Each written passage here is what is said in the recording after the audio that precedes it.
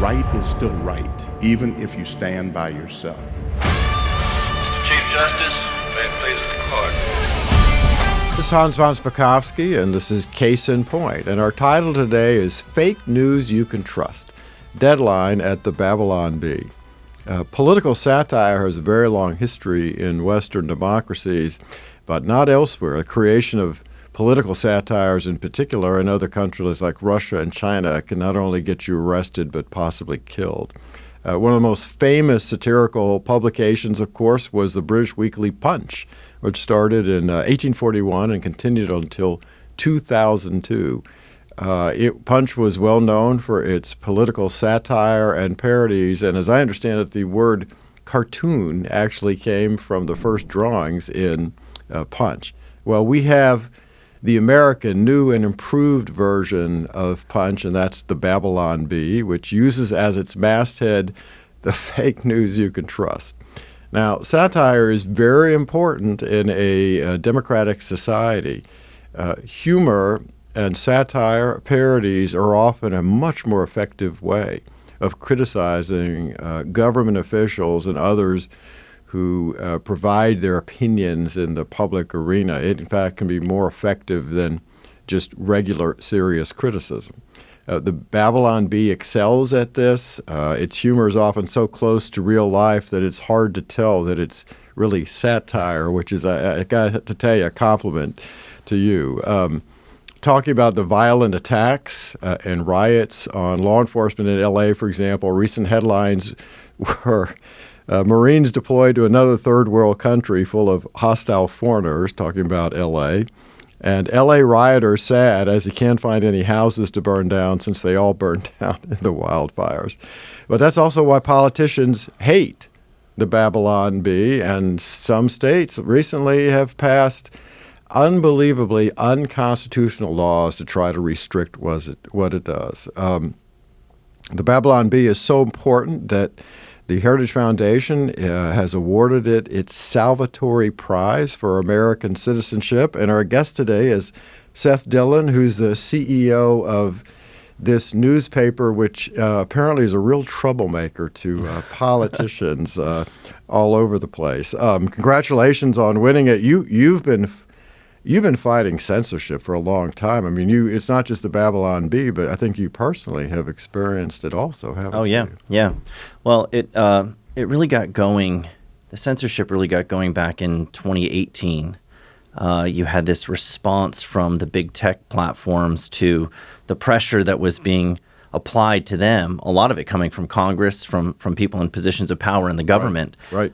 Saying, look, you've allowed too much misinformation to spread on these platforms. That's why Donald Trump got elected. We need to do something about this, the viral spread of misinformation, which turned out to, just be a matter of policing opinions that were Yeah, because, one person's definition of misinformation is somebody else's version of, well, no, that's actually really true. I mean, who's supposed to judge that? Who's supposed to be the arbiter of truth? Well, the marketplace of ideas, ideally, is where the truth is hashed out, and we debate these things openly. Right. And when you have somebody deciding up front what you're allowed to say, what you're allowed to express and think, then you're not able to actually get to the truth. And usually that's done to safeguard a narrative, not the truth itself. So we've witnessed that firsthand. COVID was a great example of that, by the way. But the Bee started facing the fact-checking problem around that time, where you mentioned our tagline, fake news you can trust. Everything that we publish is fake news. That's what satire is. News satire is funny fake headlines. And so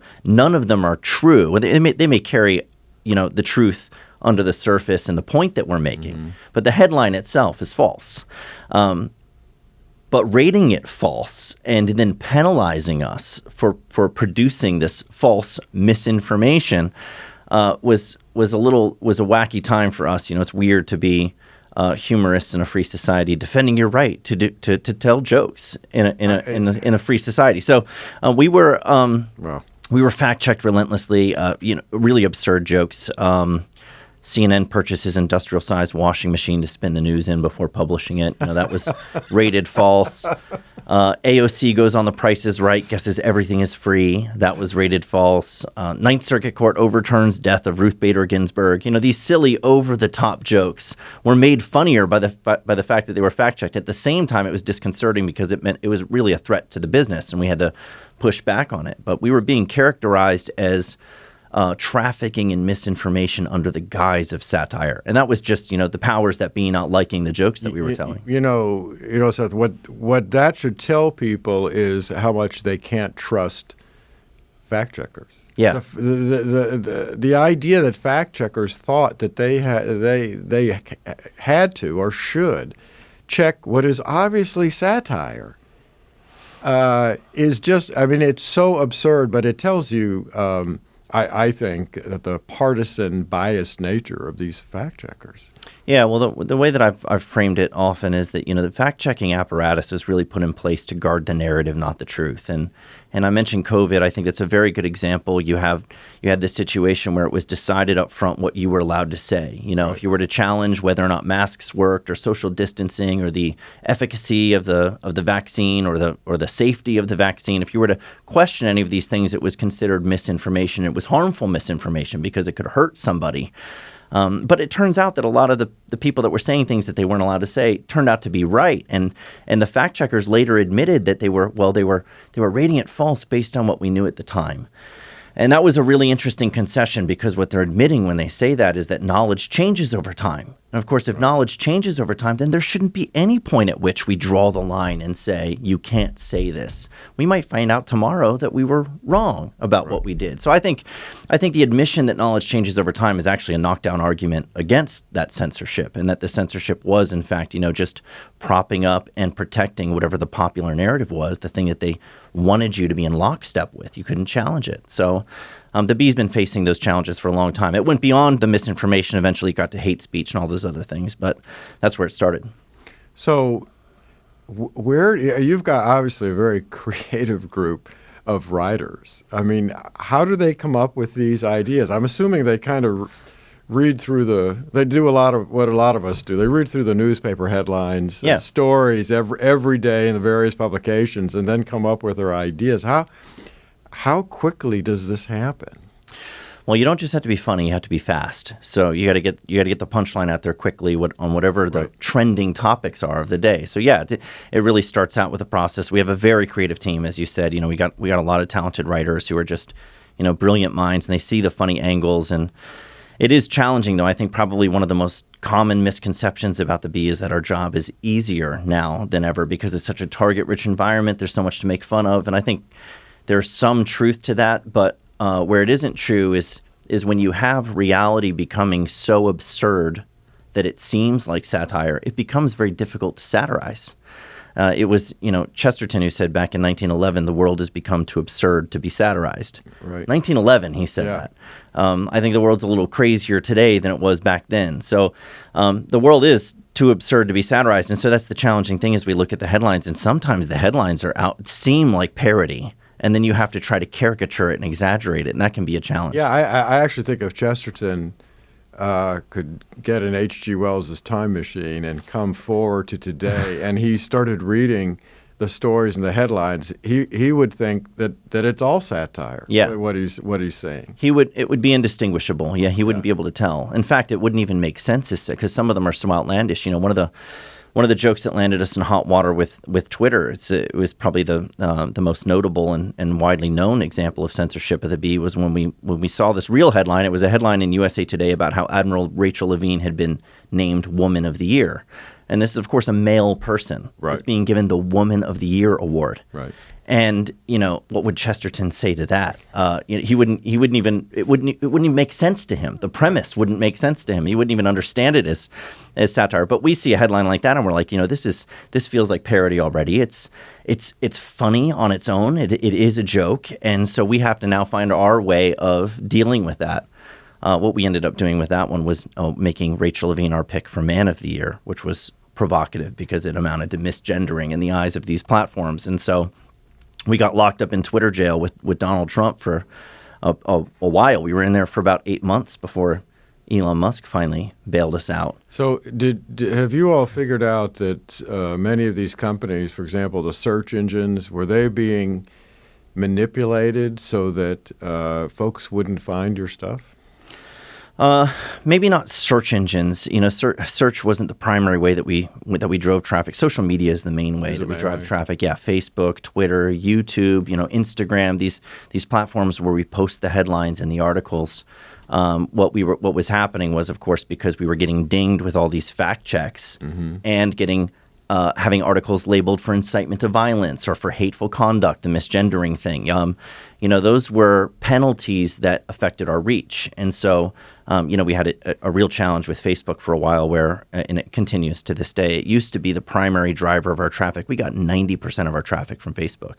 If you go back, 6-7 years, we were driving a ton of traffic through Facebook. And then eventually, because they do this quality score system where if you violate these things, these policies, you get your quality score reduced.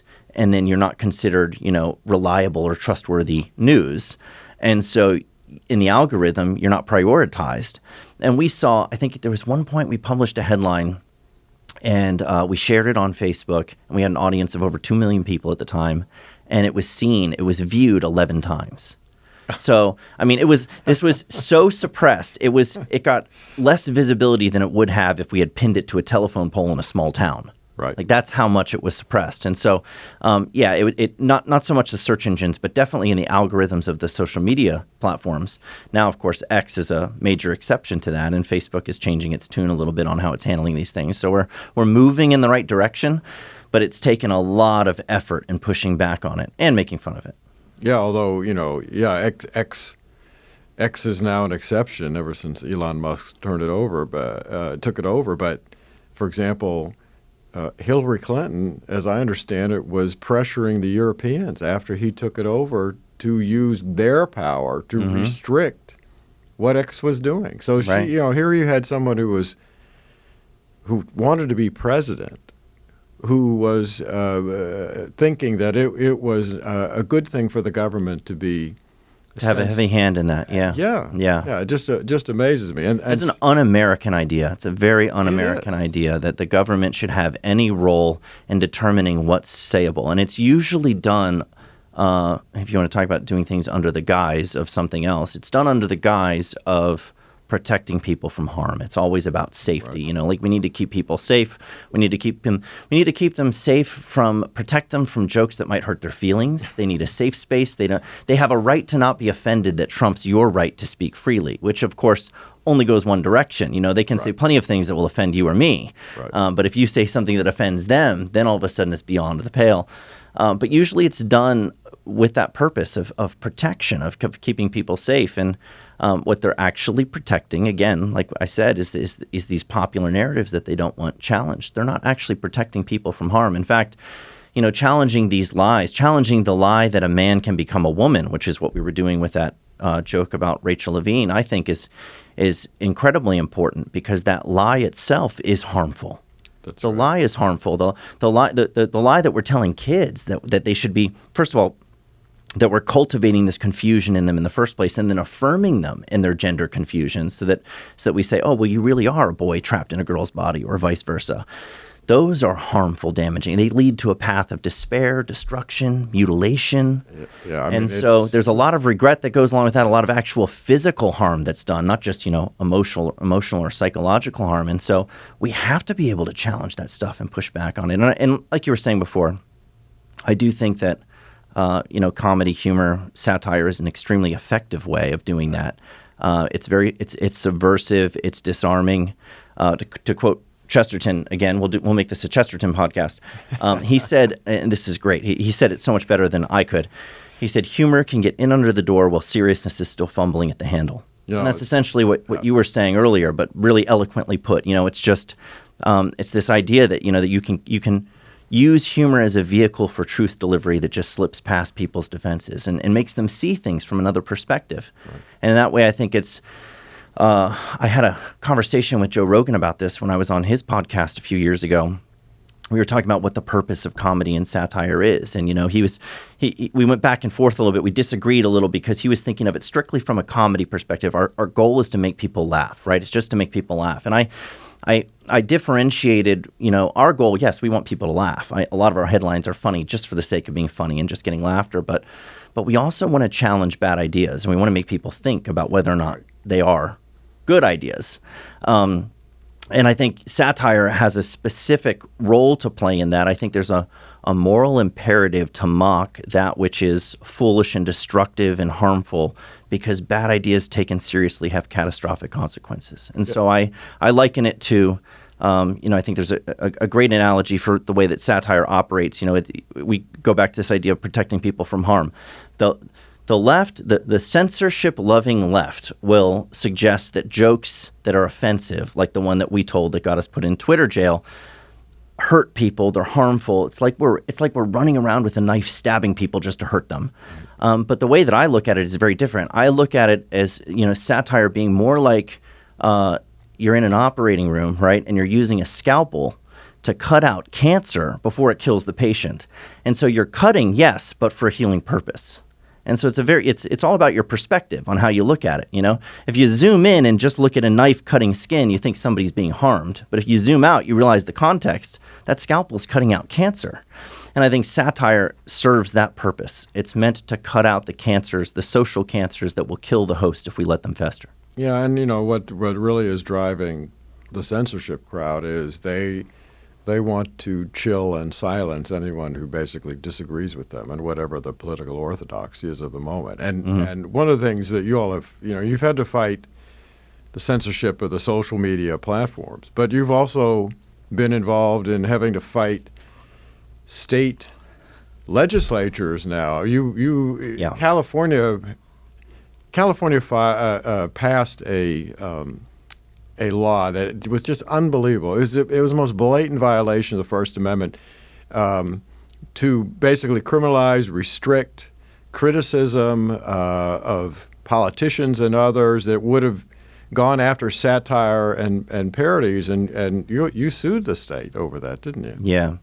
Well, the problem with that law, unconstitutional for sure. I mean, what they're trying to do is suggest, again, that this is a harmful situation here where you can use satire in nefarious ways to stuff words into a politician's mouth that they didn't say and do damage to them and their character, and use AI to do it now in the modern age. You can take the image, the likeness of somebody and their voice and recreate it and put words in someone's mouth that they didn't actually say. What triggered Newsom to push that law aggressively was a parody video about Kamala Harris that was labeled parody. It was posted as a parody. It was obviously a parody with the things that she was saying. Now, it did look like her and it did sound like her, but it was presented as parody, and it was obviously satirizing her. And he said, we need to make this criminal. We need to make this unlawful. And so, immediately he's pushing to get this bill passed, and we were just standing by kind of like chomping at the bit, waiting for him to pass it so that we could immediately put out a video of him. And so we published you should go look it up on our YouTube channel if you can find it. It's an AI generated parody video of Gavin Newsom in response to him passing this law. And of course, in addition to just mocking him, we also did file that lawsuit to try to challenge it. And we got an order pretty quickly preventing them from enforcing it against us, which was a big victory. Of course, they're appealing and it's going through the system, and so we'll see how it plays out. But it is unconstitutional. Let me tell you, if that case, it's always hard to predict the U.S. Supreme Court, but if that case gets to the Supreme Court, you guys are going to win. I just think that is such a blatantly unconstitutional law. But it also shows anytime you see censorship laws like this, no matter what the politicians are saying, it's because they are trying to protect themselves as candidates from criticism, which is why they didn't like the Kamala Harris one. Right. Now, the best way, if I could advise these politicians, they don't ask for my advice very often, but if they did ask for my advice, I think the best way to respond to a joke at your expense is to lean into it and laugh at yourself. Right. You could ignore it. That's one option, which they rarely take. But the one that's even more rare is when you see politicians actually lean into the humor and laugh at themselves. And that's very refreshing. We had done a joke about Vivek Ramaswamy at one point that people wanted to be offended on his behalf so badly, and they wanted us to apologize to him. And he comes out and says, guys, this is satire. It's funny. You should laugh. Right. And so it was a very refreshing response, and it totally disarmed all the critics. They didn't know what to do with that. They were expecting and hoping that he would be really offended and upset by it. They wanted to be offended so badly on his behalf, and he wasn't offended by it. And that's really the winning play for politicians when it comes to mockery at their expense, is to lean it, be self-deprecating, make fun of yourself, take yourself less seriously, or come back with another joke. Come back with a joke. Reagan was so good with that. I was about to say when he said he wasn't going to use the young age of his opponent against him. Yes, exactly. And that was in the middle of a debate. That was like on his feet, right? I don't know if he had prepped that line, if someone had written that for him, or if it just came to him. But that is an excellent example of how you can use humor as a politician in those cases to turn the tables, flip it on its head, immediately win. I think there's a great example with Trump too, where you had during one of the debates where Megyn Kelly was moderating and she was pushing him on some of the comments he'd made about women, these disparaging comments about women, And she was listing all these horrible things that he had said, and he's like, "That was only about Rosie O'Donnell. That was just Rosie O'Donnell," and the audience laughed, and he completely took the wind out of the sails of that criticism by cracking a joke and being funny. Brilliantly done. Now, California is one problem. You guys have gotten an order. California is appealing it. But Hawaii has followed suit, haven't they? They've also filed what is basically a censorship law, and I think you all have just filed suit there too. We did, with the help of our friends at Alliance Defending Freedom. Credit to them. Great organization. Wonderful organization. Yeah. They take a strong stand for free speech, for religious freedom. Right. The right of Americans to live out their faith in their public life and not violate their own consciences. The Alliance Defending Freedom is doing great work there, and they've come alongside us to represent us, at no cost to us. For these cases, you see the Babylon Bee suing these AGs in different states, and you think, where can I donate to help you pay for this? Well, we don't, donate to the Alliance Defending Freedom, if anything, because we're not footing the bill for that. They're representing us for that pro bono, which we deeply appreciate, and so Hawaii is just another example, and it's the weirdest thing. I would love it if the Bee was known exclusively for its comedy, for its, incisive wit and satire, and that's the reason that we're known. We're also known as defenders of freedom who are on the front lines of this battle for free speech in the public square, and it's great to get some recognition for taking that stand. I wish it wasn't necessary. It shouldn't be necessary. So what exactly does the Hawaii bill do? Well, it's very similar to California's law. So it's targeted at these, satire that takes aim at politicians and, might use deep fake technology or artificial intelligence or whatever to satirize what they're saying or whatever in the lead up to elections. And of course, they want to make that unlawful or at least attach a lot of extra things onto the content. So you have to have like these large disclaimers, that are at least as large. So in our case, when we do a headline, we use a very large font for the headline, right? Well, the disclaimer that we would have to put on that joke would have to be as large or larger than the headline itself. And in that, not only does it ruin the joke, it's also compelled speech. That's not something that we want to say. When you're doing satire, the success of satire, the mechanism that we use beyond just, irony and humor, whatever, exaggeration.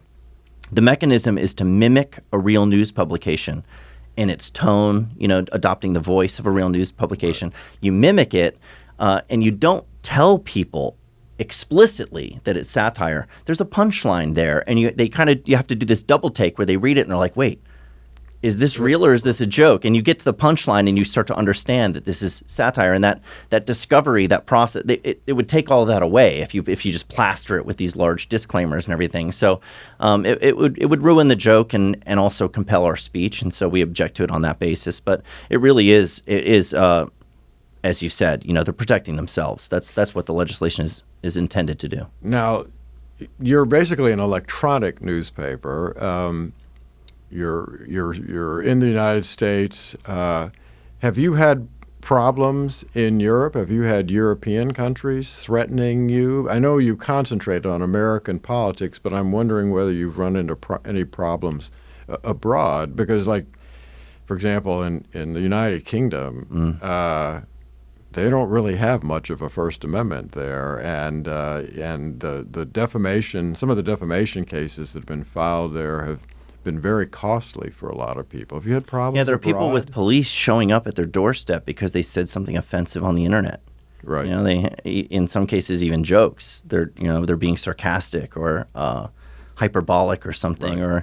or and they're saying something that is unsayable, and the joke police show up at their doorstep to do something about it. We ourselves, because we're based here and we're doing content, by Americans for Americans. Essentially, we're not really we do comment on some international issues, but we're not in their country operating under their laws. Right. But the people that we reach in our audience are. We have a large audience in the UK and throughout Europe and in many other countries where there are stricter speech laws, and there is a lot of hesitance on the part of people in those places to share our content in fear. The hesitance based in the fear that there will be a consequence if they do. Wow. And so that leads to a deeper problem. We're talking a lot about censorship, and when we're in this context so far that we've been talking about, we're talking about people, either the government or these platforms taking down content, right, or penalizing you for this content.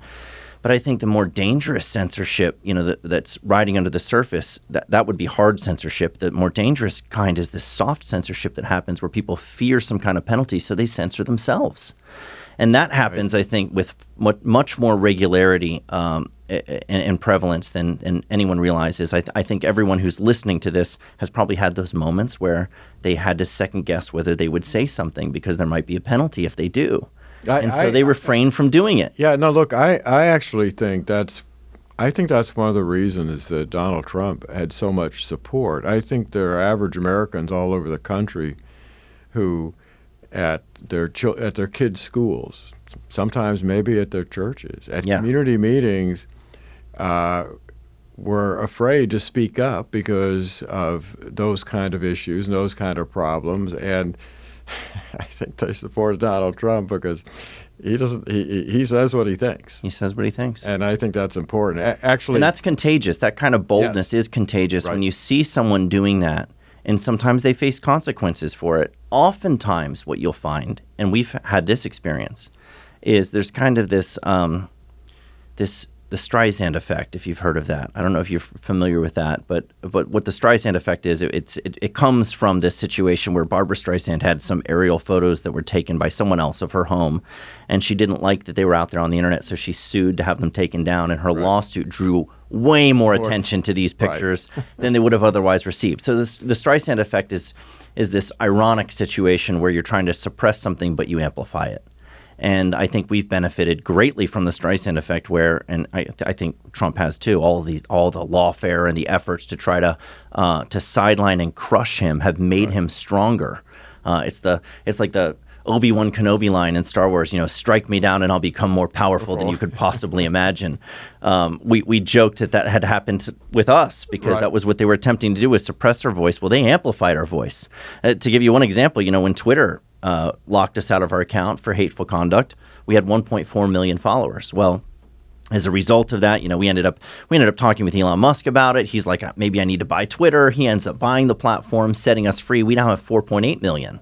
From 1.4. That's great. So, that's not just double. We're going on triple now, the followers that we had at the time. And so we're bigger now. We have more reach now. We have more influence now, as not just as a result of the great content that our team is producing, but as a result of the effort to suppress our voice. And so the boldness is contagious, but it also